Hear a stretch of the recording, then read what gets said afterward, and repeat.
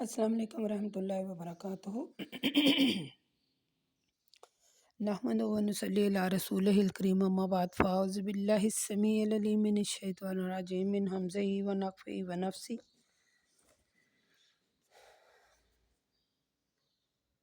اللہم صلی علی محمد وعلی آل محمد کما صلیت علی ابراہیم وعلی آل ابراہیم انک حمید مجید۔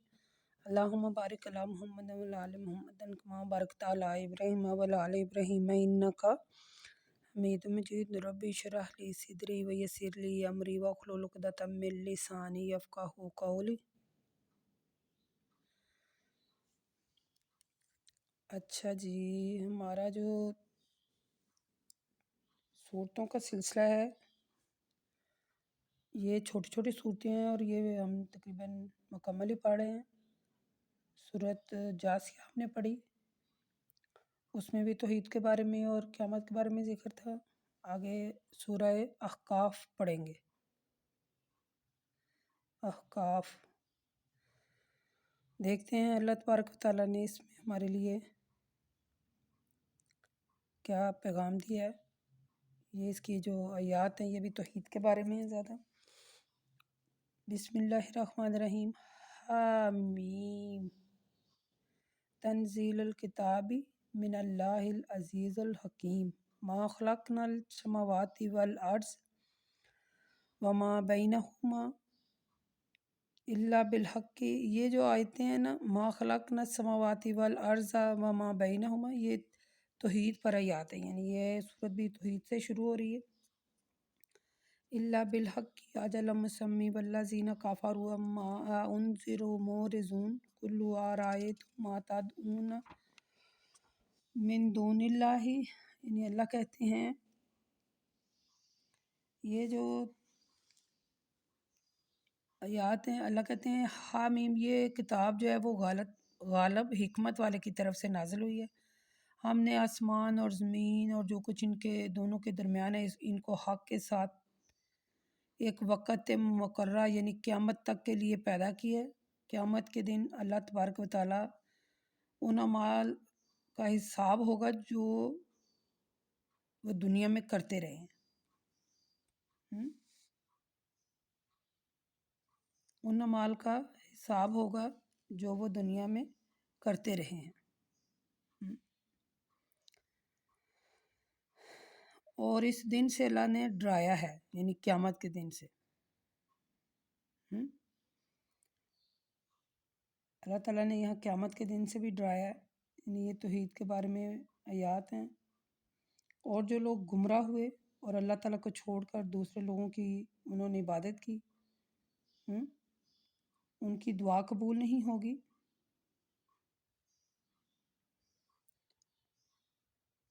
ان کی دعائیں بھی قبول نہیں ہوگی۔ یہ آیتیں بڑی اہم ہیں۔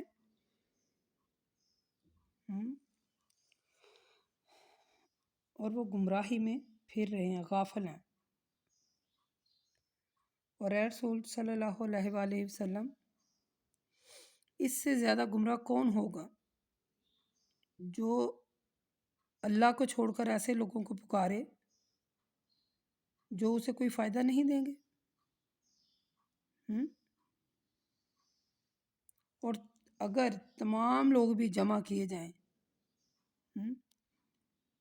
تمام لوگ بھی جمع کیے جائیں تو بھی وہ اس شخص کے برابر نہیں ہوں گے جو ان کی عبادت کا انکار کرے۔ ٹھیک ہے۔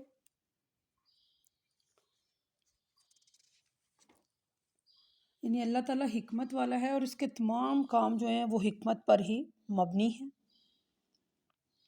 دنیا کو بنانا بھی ایک حکمت ہے، اس کو پتہ ہے کہ دنیا کیوں بنائی ہے۔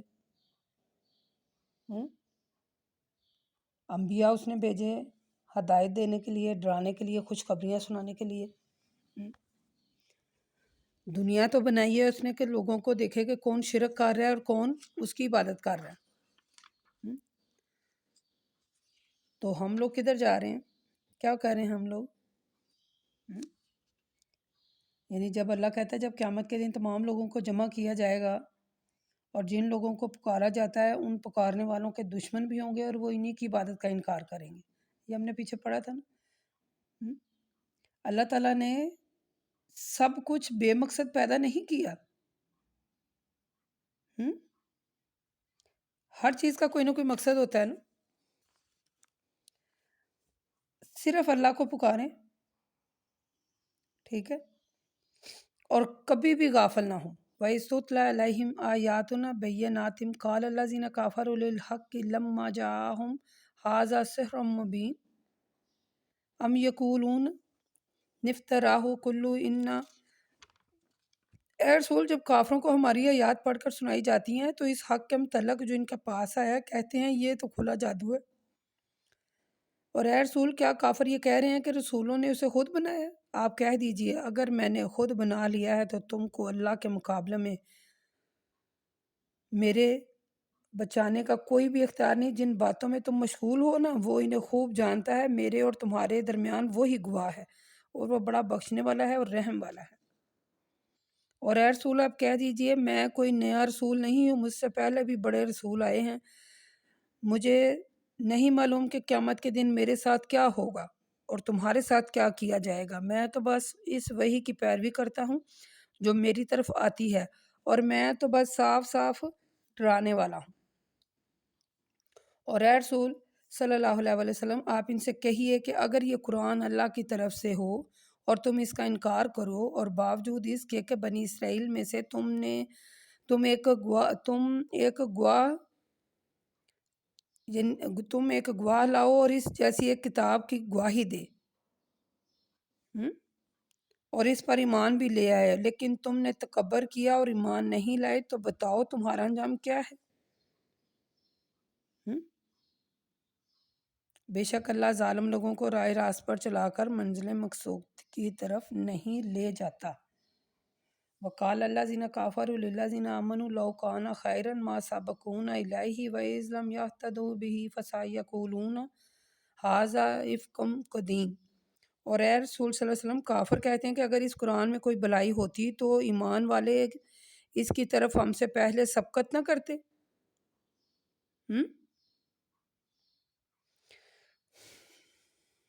اور اے رسول، جب قرآن کے ذریعے انہیں ہدایت نصیب نہیں ہوتی تو یہی کہتے ہیں کہ یہ تو ایک بہت پرانا جھوٹا ہے اور اس قسم کا دعویٰ پہلے بھی لوگ کر چکے ہیں. وَمِن قَبْلِهِ كِتَابٌ مُوسَىٰ إِمَامًا وَرَحْمَةً وَهَٰذَا كِتَابٌ مُصَدِّقًا لِسَانًا عَرَبِيًّا لِيُنذِرَ الَّذِينَ ظَلَمُوا وَبُشْرًا لِلْمُحْسِنِينَ. اور اے رسول صلی اللہ علیہ وسلم، اس سے پہلے موسیٰ علیہ السلام کو تورات دی اور رہنما بنا کر بھیجا گیا، اور یہ کتاب اس کتاب کی تصدیق کرتی تھی اور عربی زبان میں نازل کی گئی ہے تاکہ ظالموں کو اللہ کے عذاب سے ڈرائے اور نیکی کرنے والوں کو جنت کی خوشخبری سنائے. یعنی جب ان کافروں نے کہا نا یہ کتاب کافروں نے کہا نا کہ انہوں نے قرآن مجید خود ہی بنا لیا ہے، تو اللہ نے کہا آپ کہہ دیجئے کہ اگر میں نے بنا لیا ہے تو اس کا وبال مجھے پر ہے. تم اللہ کے مقابلے میں میرا بچانے کا کچھ بھی اختیار نہیں رکھتے. جو کچھ بھگتوں گا میں ہی بھگتوں گا. تم بتا دو کہ تم جو اللہ تعالیٰ کی کتاب کا انکار کر رہے ہو تمہارا حشر کیا ہوگا.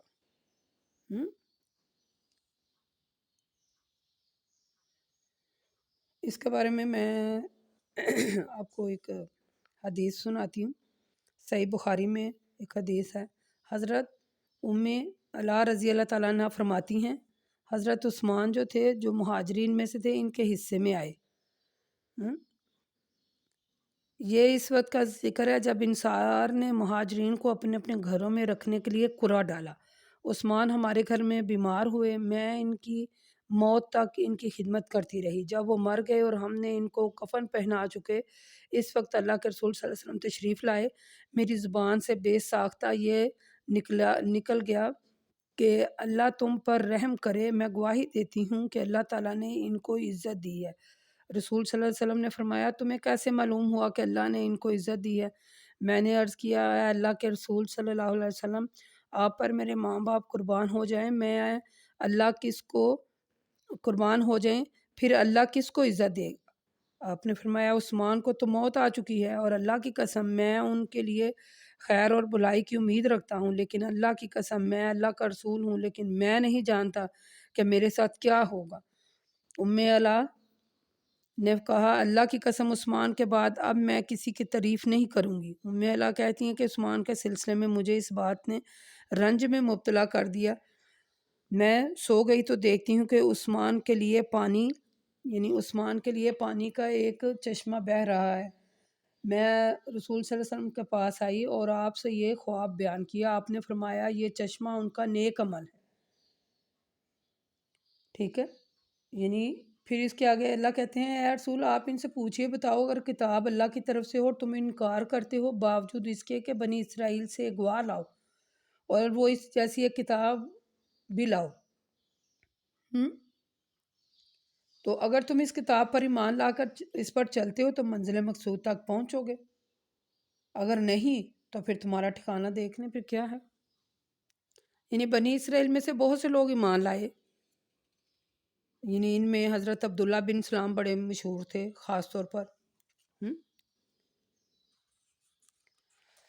آگے اللہ کہتے ہیں الذین قالوا ربنا اللہ ثم استقاموا فلا خوف علیہم ولا هم یحزنون اولئک اصحاب الجنۃ خالدین فیہا جزاء بما كانوا یعملون۔ بے شک جن لوگوں نے کہا ہمارا رب اللہ ہے اور پھر اس پر جمے رہے تو قیامت کے دن نہ کوئی انہیں خوف ہوگا نہ غمگین ہوگے، یہی لوگ جنتی ہیں اور اس میں ہمیشہ رہیں گے۔ یہ ان کے ان اعمال کا بدلہ ہے جو وہ دنیا میں کرتے رہے ہیں۔ صرف اللہ پر ایمان لیں اور بس ٹک جائیں پھر۔ وَوَصَّيْنَا الْإِنسَانَ بِوَالِدَيْهِ احسانا، اور اے رسول ہم نے انسان کو والدین کے ساتھ حسن سلوک کرنے کا حکم دیا۔ اس کی ماں ناگوار حالت میں اسے اٹھائے پھرتی ہے، پھر ناگوار حالت میں اسے جنتی ہے، اور اس کا ماں کا وہ اپنے پیٹ میں اٹھائے پھرنا، پھر پیدائش کے بعد اس کو دودھ پلانا، پھر اس کا دودھ چھڑانا، یعنی وہ 2.5 سال کا جو عرصہ ہے، یعنی اس عرصے میں وہ بڑی زیادہ تکلیفیں سہتی اور برداشت کرتی ہے اور اس کی پرورش کرتی رہتی ہے، یہاں تک کہ جب وہ بچہ جوانی کو پہنچتا ہے اور 40 سال کا ہو جاتا ہے تو اس طرح دعا کرتا ہے میرے رب مجھے توفیق دے، جو احسان مجھ پر میرے ماں باپ نے کیے میں ان کا شکر ادا کرتا رہوں اور ایسے نیک عمل کروں جن کو تو پسند کرے، اور میرے رب میرے دین اور دنیا کے فائدے کے لیے میری اولاد کی اصلاح فرما، میں تیری طرف رجوع کرتا ہوں اور میں مسلمانوں میں سے ہوں۔ وَإِنِّي مِنَ الْمُسْلِمِينَ، اور میں مسلمانوں میں سے ہوں۔ اولئک الذین نتقبل عنہم احسن ما عملوا، اور یہی وہ لوگ ہیں جن کے اچھے اعمال ہم قبول کرتے ہیں اور جن کی برائیوں سے ہم درگزر کرتے ہیں، اور یہی لوگ اہل جنت میں سے ہیں جن سے انہیں ان کا وعدہ کیا گیا ہے، یعنی ان سے وعدہ کیا گیا ہے جنت کا۔ یعنی اللہ تعالیٰ فرماتا ہے کہ اے لوگوں ہم نے انسان کو اس کے والدین کے ساتھ حسن سلوک کرنے کا حکم دیا، یعنی یہاں یہ اللہ تعالیٰ نے بتا دیا ہے کہ والدین کے ساتھ حسن سلوک کرنے کا حکم اللہ نے کس لیے دیا ہے، کہ کیسے اس کی ماں اس کو اپنے اٹھائے پھرتی ہے، پھر اس کی حالت کیسی ہوتی ہے جب وہ جنتی ہے، پھر جب اس کو دودھ پلاتی ہے، پھر اس کو پالتی پوستی اور جوان کرتی ہے، جب وہ بچہ جوانی کو پہنچتا ہے پھر 40 سال کا ہوتا ہے پھر یہ دعا کرتا ہے۔ ماں باپ کے ساتھ حسن سلوک کی وصیت یہاں کی گئی۔ قرآن پاک میں کئی مقامات پر اس بات کا حکم دیا گیا ہے کہ والدین کے ساتھ حسن سلوک سے پیش آئیں۔ والذین قالوا، پھر کہا جاتا ہے، یعنی اوپر کی آیتوں میں ایک مسلم بیٹے کا ذکر تھا، ان آیتوں میں ایک کافر بیٹے کا ذکر ہے، یہ جو بھی آپ کو پڑھ کر سنانے لگی ہوں نا، والذین قالوا لوالدیہم، یعنی ان آیت اللہ کہتے ہیں اور ایک بیٹا جو جوان ہو کر اپنے والدین سے کہتا ہے تم پر افسوس، تم مجھے یقین دلاتے ہو کہ میں قیامت کے دن قبروں سے زندہ کر کے نکالا جاؤں گا، حالانکہ مجھ سے پہلے بھی کتنی قومیں گزر چکی ہیں۔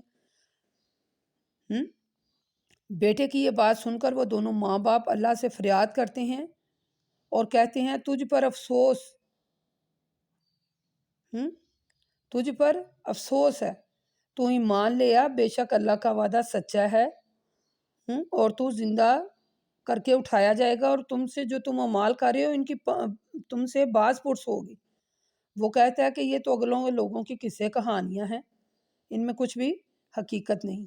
خبردار یہی وہ لوگ ہیں جن پر یعنی جنوں اور انسانوں کی ان امتوں کے جو ان سے پہلے گزر چکی ہیں عذاب کا وعدہ سچا ثابت ہوگا اور یقیناً وہ نقصان اٹھائیں گے۔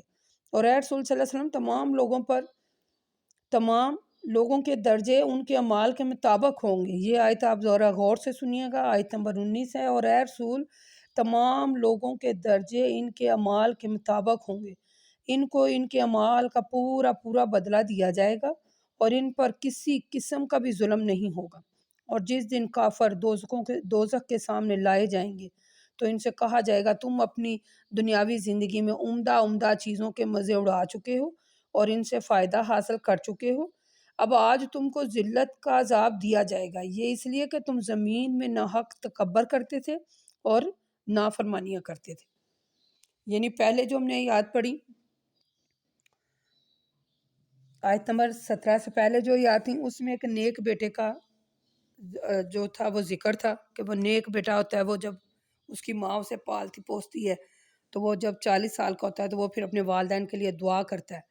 تو یہاں ایک کافر بیٹے کا ذکر ہے کہ جب وہ بڑا ہوتا ہے، جوان ہو کر اپنے والدین سے کہتا ہے کہ تم مجھے یقین دلاتے ہو کہ قیامت کے دن یعنی وہ دوبارہ ان سے وہی باتیں کہتا ہے جیسے وہ کہتا ہے میں کوئی دوبارہ قبروں سے نکلوں گا، دوبارہ زندہ کیا جاؤں گا، یہ تو پہلے لوگوں کی جو باتیں ہیں وہ ہیں۔ پھر اللہ تعالیٰ کیا کہتے ہیں؟ اللہ تعالیٰ کہتے ہیں کہ جب کافروں کو دوزخ کے سامنے پیش کیا جائے گا تو پھر ان سے کہا جائے گا یہ جو تم دنیا میں عمل کرتے رہے تھے نا، یہ اس کا اب مزہ چکھو۔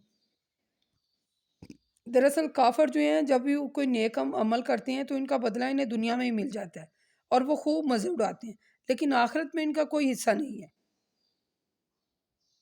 اس کے بارے میں ایک حدیث تھی نا صحیح مسلم میں، اللہ کے رسول صلی اللہ علیہ وسلم فرماتے ہیں اللہ تعالیٰ کسی مومن پر ایک نیکی کے معاملے میں بھی ظلم نہیں کرے گا، اس کا بدلہ دنیا میں بھی دے گا اور آخرت میں بھی، اور کافر کو اس کی نیکیوں کا بدلہ جو اس نے یعنی اللہ کے لیے کی ہوں گی دنیا میں بھی، دنیا ہی میں اسے اس کا مل جائے گا، یہاں تک کہ جب وہ آخرت میں پہنچے گا تو اس کے پاس کوئی نیکی نہیں ہوگی۔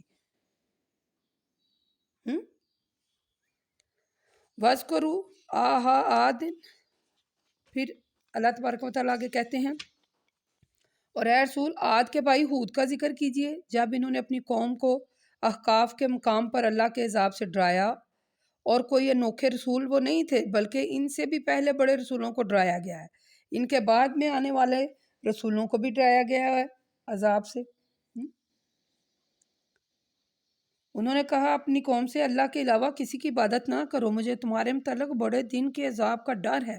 انہوں نے کہا کیا ہم تمہارے پاس اس لیے آئے ہیں کہ تم ہمارے معبودوں میں سے ہمیں یعنی ڈراؤ؟ اگر تم سچے ہو تو جس عذاب کا تم وعدہ تم کر رہے ہو یا جسے تم ہمیں ڈرا رہے ہو وہ لے آؤ۔ ہود نے کہا عذاب کب آئے گا اس کا علم تو اللہ ہی کو ہے، میں تو بس وہ احکامات تم کو پہنچا رہا ہوں جو احکام دے کر مجھے بھیجا گیا ہے، لیکن میں دیکھتا ہوں کہ تم لوگ نادانی کی باتیں کر رہے ہو۔ پھر جب قوم کے لوگوں نے عذاب کو دیکھا کہ ابر کی صورت میں ان کی وادیوں کی طرف بڑھتا چلا آ رہا ہے تو کہنے لگے یہ تو ابر ہے جو ہم پر برسے گا۔ ہود نے کہا نہیں، یہ تو وہ عذاب ہے جس کی تم جلدی کر رہے تھے، یہ تو آندھی ہے جس میں دردناک عذاب ہے، یہ ہر چیز کو اپنے رب کے حکم سے نیست و نبود کر دے گی۔ اور پھر ایسا ہی ہوا، وہ لوگ تباہ و برباد ہو گئے اور ان کے گھروں کے سوا کچھ نظر نہیں آیا۔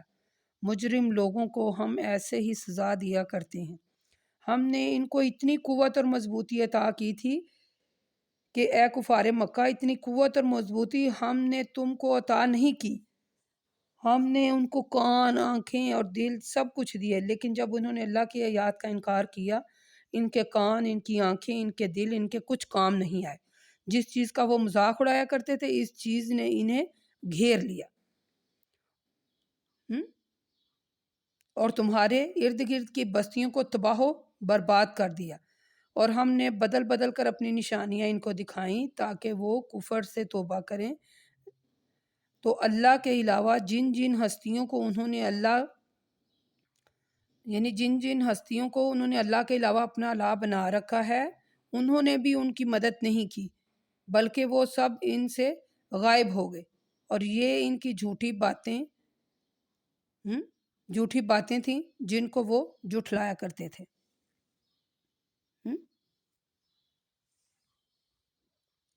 یہ آیات جو ہیں بڑی اہم ترین آیات۔ اللہ تعالیٰ فرماتا ہے نا کہ جب ہم نے اے رسول صلی اللہ علیہ وسلم، یعنی ایک بار پھر یہاں قوم عاد کے بارے میں ذکر ہوا کہ جب انہوں نے یعنی جب ان کو ڈرایا گیا تو انہوں نے کہا، جیسے پہلے لوگ کفار کہتے چلے آ رہے تھے ویسے انہوں نے بھی یہی کہا کہ جس عذاب کا تم وعدہ کرتے ہو وہ آیا کیوں نہیں ہے؟ تو انہوں نے کہا مجھے نہیں پتا کب عذاب آئے گا، لیکن آئے گا ضرور۔ پھر انہوں نے ایک قبر کو آتے ہوئے دیکھا، انہوں نے کہا یہ تو بادل ہے، یہ جب برسے گا ہم پر، انہوں نے کہا یہ بارش، یہ ابر نہیں ہے، یہ وہ عذاب ہے جو تم پر ابھی آنے والا ہے۔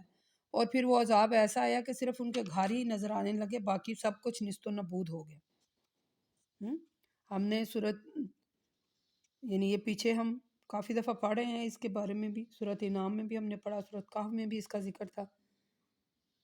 صحیح بخاری کی حدیث ہے نا، اللہ کے رسول صلی اللہ علیہ وسلم نے فرمایا مجھے مشرق سے آنے والی ہوا سے مدد دی گئی اور عاد کو مغرب سے آنے والی ہوا سے ہلاک کیا گیا ہے نا، بڑی مشہور حدیث ہے یہ۔ اللہ تعالیٰ سے دعا کریں اللہ تعالیٰ ہمیں معاف کر دے، اور اللہ تعالیٰ ہمیں ہمارے گناہوں کی معافی دے دے۔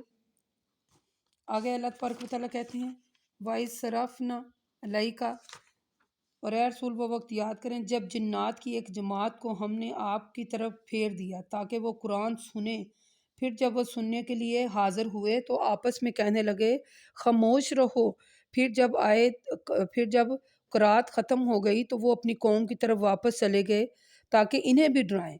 انہوں نے کہا اے ہماری قوم، ہم نے ایک ایسی کتاب سنی ہے جو موسیٰ کے بعد نازل ہوئی ہے، اور وہ اپنے سے پہلے نازل ہونے والی کتابوں کی بھی تصدیق کرتی ہے اور حق اور سیدھے راستے کی طرف رہنمائی کرتی ہے۔ اے ہماری قوم، اللہ کی طرف بلانے والے کی دعوت قبول کرو اور اس پر ایمان لاؤ تاکہ اللہ تمہارے گناہوں کو بخش دے اور تمہیں دردناک عذاب سے بچا لے۔ اور جو شخص اللہ کی طرف بلانے والے کی دعوت کو قبول نہیں کرے گا وہ زمین میں کہیں بھی اللہ کو عاجز نہیں کر سکے گا، اور اللہ کے سوا اس کا کوئی مددگار نہیں ہے۔ ایسے ہی لوگ حقیقت میں کھلی گمراہی میں، اولئک فی ضلال مبین، یعنی کھلی گمراہی میں۔ ٹھیک ہے، یہاں اللہ تبارک و تعالیٰ نے کہا اے رسول وہ وقت بھی یاد کریں جب جنات کی ایک جماعت کو بھی ہم نے آپ کی طرف پھیرا، پھر وہ قرآن سننے لگے، پھر انہوں نے اپنی قوم سے جا کر یعنی یہ ساری باتیں کی کہ تم بھی ایمان لے آؤ۔ تو اگر وہ ایمان نہیں لائیں گے تو وہ کھلی گمراہی میں۔ اولم یروا ان اللہ الذی خلق السماوات والارض ولم یعی بخلقہن بقدر ان،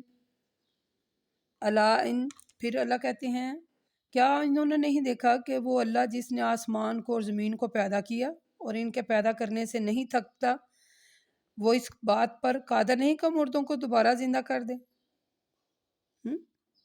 اللہ ہر چیز پر قادر ہے، اور جس دن کافروں کو دوزخ کے سامنے پیش کیا جائے گا پھر ان سے کہا جائے گا کیا یہ حق نہیں ہے؟ وہ کہیں گے کیوں نہیں ہمارے رب، کیوں نہیں، یہ حق ہے۔ اللہ فرمائے گا تو اب تم اس عذاب کا مزہ چکھو جس کا تم انکار کرتے تھے۔ اور اے رسول صلی اللہ علیہ وسلم جس طرح رسول صبر کرتے رہے آپ بھی صبر کریں اور ان کے لیے عذاب کی جلدی نہ کریں۔ جس دن وہ اس عذاب کو دیکھیں گے جس عذاب کا ان سے وعدہ کیا جا رہا ہے تو انہیں ایسا محسوس ہوگا گویا وہ دنیا میں دن کی ایک گھڑی سے زیادہ نہیں رہے۔ اور اے رسول یہ قرآن اللہ کا ایک پیغام ہے، اب اس کے پہنچ جانے کے بعد وہی ہلاک ہوں گے الا القوم الفاسقون، یعنی جو کفار تھے وہ قیامت کے دن دوبارہ پیدا ہونے کا انکار کرتے تھے نا۔ تو پھر اللہ تعالیٰ نے یہاں دوبارہ پیدا کرنے کی دلیل دیتے ہوئے اللہ تعالیٰ نے فرمایا یہاں کہ کیا انہوں نے نہیں دیکھا کہ آسمان اور زمین کو کس نے پیدا کیا؟ یعنی کفار کہتے تھے نا کہ قیامت نہیں آئے گی، نہ ہی ہم دوبارہ زندہ ہوں گے اور نہ ہی ہمیں عذاب ہوگا۔ لیکن جب قیامت آئی اور وہ دوزخ کے سامنے پیش کیے گئے تو قیامت کا انکار نہیں وہ کر سکیں گے. تو پھر اللہ کہتا ہے چلو یہ اب عذاب کا مزہ چکھو جس کو تم دنیا میں جھٹلایا کرتے تھے. یہ آیت نمبر 35 تھی. یہاں ہماری سورت احقاف مکمل ہو گئی. تو اس میں ہم نے بھی بہت کچھ سیکھا. قرآن پر ایمان لائیں، اس کے احکامات پر عمل کریں. ٹھیک ہے، جو بھی شخص قرآن پر ایمان لائے گا اور اس کے احکامات پر عمل کرے گا وہی شخص فلاح پائے گا. ٹھیک ہے، اور جو اس کے برعکس قرآن پر ایمان نہیں لاتا اور اس کے احکامات کی نافرمانی کرتا ہے وہ دوزخ میں جائے گا. اور قیامت ضرور آئے گی، اس کا بھی آپ کو پتہ چل گیا کہ قیامت آئے گی اور حساب کتاب ہوگا. تو کیوں نہ ابھی ہم زندہ ہیں تو اللہ تعالیٰ سے دعا کریں، اے ہمارے پروردگار، اے ہمارے مولا، اے ہمیں پالنے والے، اے ہمارے رب ہمیں ہدایت دے، اے ہمارے رب ہمارے گناہوں کو معاف کر دے اور ہمیں بھی صحیح سمجھ کر پڑھنے والا بنا دے. یہاں یہ صورت ہماری مکمل ہو گئی. وقول قولی ھذا استغفر اللہ استغفر اللہ استغفر اللہ.